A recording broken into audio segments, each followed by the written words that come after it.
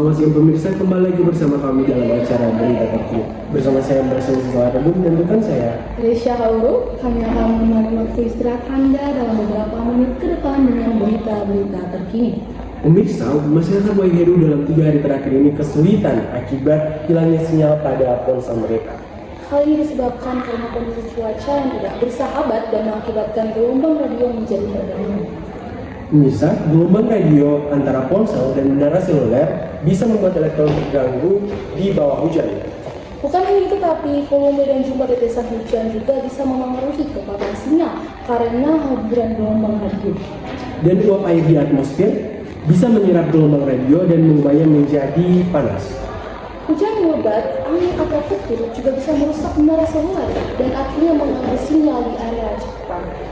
Pemirsa, sekarang kami telah terhubung dengan rekan kami yang berada di tempat kejadian.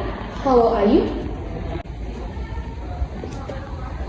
Baik, terima kasih rekan Tesi dan rekan Marcel, saya ambil alih.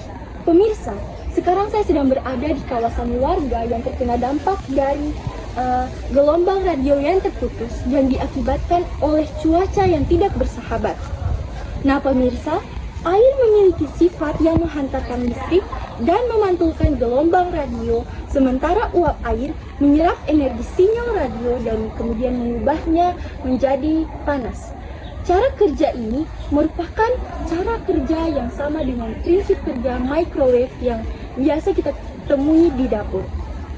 Pemirsa, sekarang saya sudah berada bersama salah satu warga. Baik, kakak, kalau boleh tahu siapa namanya kakak? Stivaldi.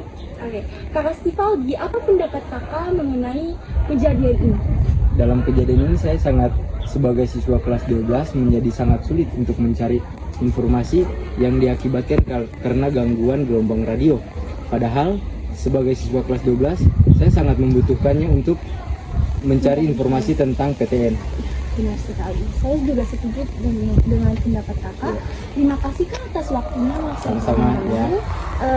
Pemirsa, itu tadi merupakan laporan sementara dari tempat kejadian. Saya Nur Aini Yahya kembali ke studio. Terima kasih rekan Ain atas laporan sementara dari tempat kejadian. Pemirsa, informasi selanjutnya akan kami berikan usai jeda berikut. Tetaplah bersama kami akan kembali. They dynamite, turn to a million, then we all rich. That's just how I feel. Be the last one not to get the dough. No way, not one of you bucket-headed hoes. No way. Baik pemirsa, selanjutnya kami akan mendengarkan penjelasan ilmiah dari para ahli terkait kejadian tersebut.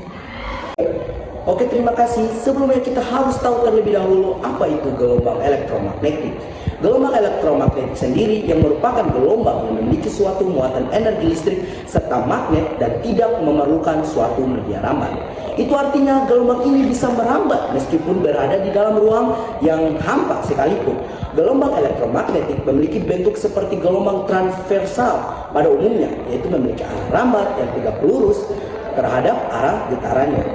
Dalam kehidupan sehari-hari, manusia memang sudah banyak memanfaatkan gelombang elektromagnetik. Contoh nyata yang sering digunakan adalah handphone. Gelombang elektromagnetik dalam bentuk gelombang memiliki beberapa variabel yang bisa diukur.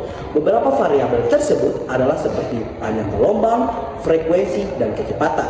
Panjang gelombang itu adalah jarak di antara kedua puncak, sedangkan untuk frekuensi sendiri adalah jumlah gelombang yang melewati suatu titik dalam satu satuan waktu. Sementara sumber gelombang elektromagnetik adalah osilasi listrik, sinar matahari, lampu infrared yang secara khusus dapat menghasilkan inframerah, lampu ultraviolet yang secara khusus dapat menghasilkan ultraungu, pengembangkan elektron dalam tabung hampa pada keping logam dapat menghasilkan sinar X atau bisa disebut dengan istilah sinar Röntgen.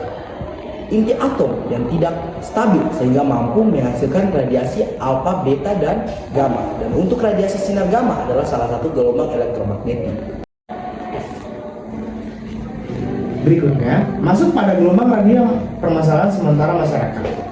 Gelombang radio merupakan jenis gelombang elektromagnetik. Di mana adanya gelombang elektromagnetik tersebut adalah ketika bunyi atau audio berubah menjadi suatu sinyal listrik dengan melalui gelombang isolator atau gelombang pembawa. Yang berikut, Atau secara mudahnya gelombang radio itu bisa dihasilkan oleh muatan-muatan listrik yang dipercepat melalui kawat penghantar. Muatan ini akan dibangkitkan oleh rangkaian elektromagnetika yang terbuat dari isolator. Gelombang radio ini akan dipancarkan dan diterima oleh antena. Beberapa benda yang memanfaatkan gelombang radio adalah seperti televisi, radio, telepon, dan radar. Gelombang elektromagnetik ini pertama kali ditemukan oleh Heinrich Hertz serta digunakan oleh Marconi sebagai media komunikasi. Sekian dan terima kasih.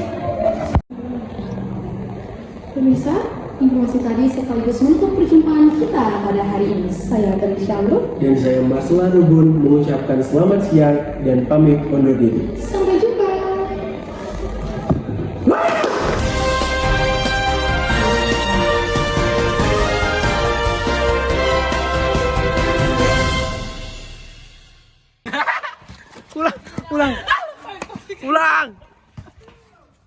Energi listrik yang